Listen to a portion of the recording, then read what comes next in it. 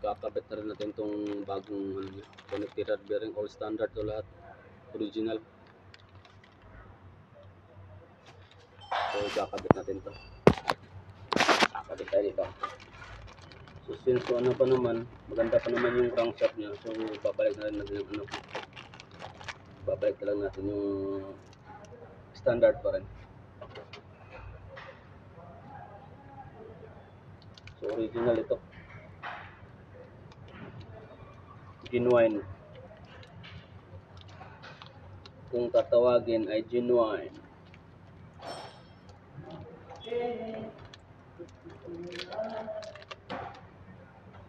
Itim, pag genuine itim yan sa loob.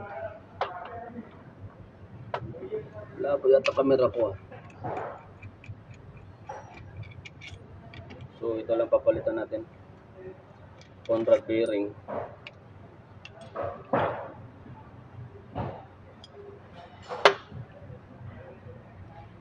Ito kasi yung top nya meron ng bakas puti yan.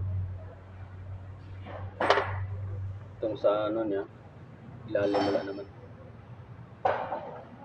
So papalitan na rin talaga bago once na natanggal na natin.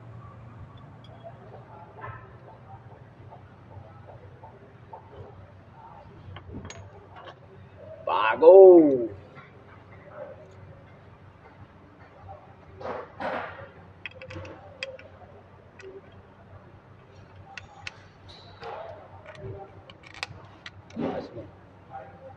Dito kasi pag nagpapalit, urig talaga lahat. Sa atin man lang, medyo ano, payom-ayom lang ba. Dito po nagpapalit talaga urig. Yung tindahan andyan na sa tabi.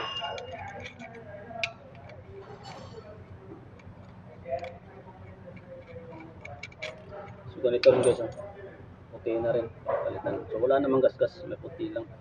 So biro nyo guys, yung mileage nito umabot na ng 1 million. Sana makakita na ganun dito, pinapatakbo pa rin. Yung katawan lang maganda, pag tingin mo sa mileage, umabot na ng 1 million. Grabe.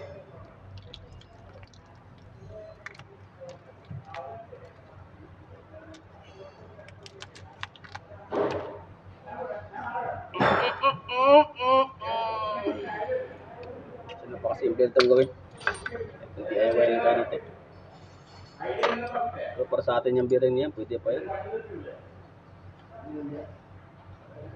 Dito hindi naman tayong gagastos.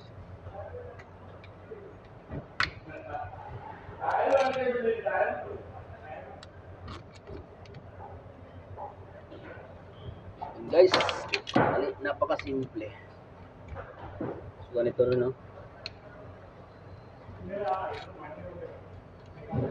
Papalit na natin.